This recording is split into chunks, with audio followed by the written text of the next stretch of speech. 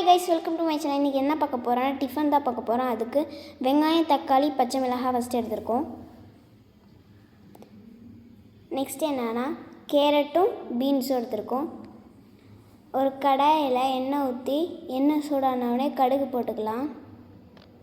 கடுகு நல்லா பொரிஞ்சு வந்ததுக்கப்புறம் பச்சை மிளகாய் சேர்த்துக்கலாம்.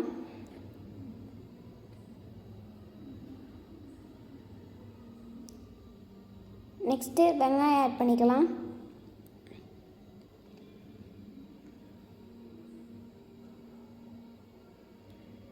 வெங்காயம் வந்து நல்லா பொன்னிறமாக செவந்து வரணும். அதுக்கப்புறம் தான் நம்ம தக்காளி போடணும்.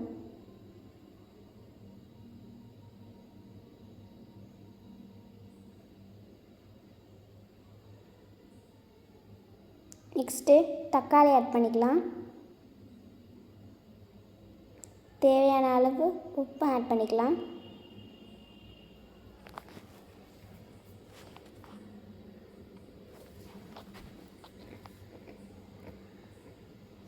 நெக்ஸ்ட்டு கேரட், பீன்ஸ் ஆட் பண்ணிக்கலாம்.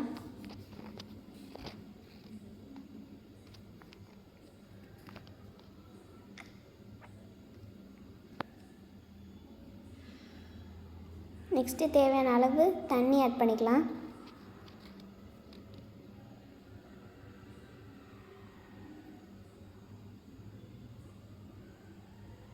நெக்ஸ்ட்டு பாசிப்பருப்பு, சீரகம், பூண்டு இதை வேக வச்சு எடுத்துக்கிட்டோம்.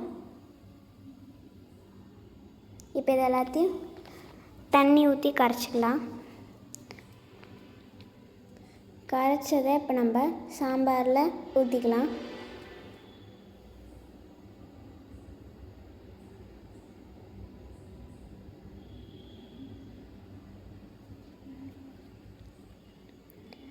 பார்த்தாவே தெரியும் சாம்பார் எப்படி கொதிச்சு வருதுன்னு.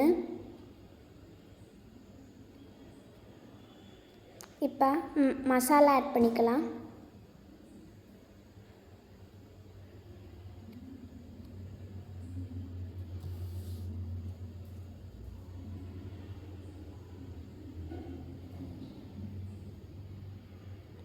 பார்த்தீங்கன்னாவே தெரியும் எப்படி சாம்பார் கொதிச்சு வருதுன்னு.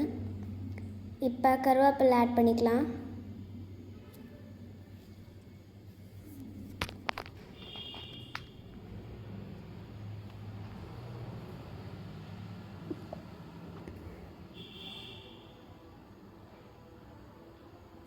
முக்கால்வாசி சாம்பார் ரெடி ஆயிடுச்சு நம்மளுக்கு.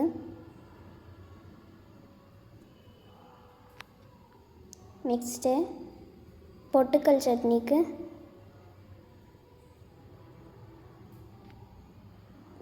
பொட்டுக்கடலை, தேங்காய், மிளகாய், பூண்டு எடுத்துக்கிட்டோம்.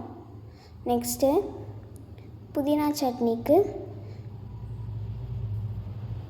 கொத்தமல்லி, பூண்டு, இஞ்சி, புளி, தேங்காய், வரமிளகாய் எடுத்துருக்கோம். நெக்ஸ்ட்டு புதினா,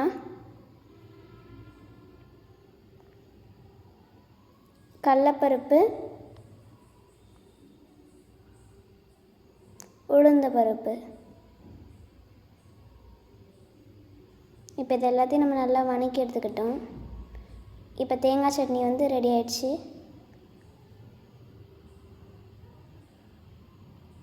இப்போ புதினா சட்னி ரெடி ஆயிடுச்சு.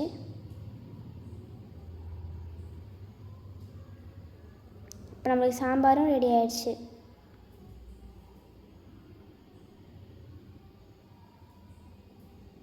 இப்போ 2 இட்லி போட்டு அந்த இட்லியை போட்டு ஃபஸ்ட்டு சாம்பாரில் தொட்டுக்கலாம்.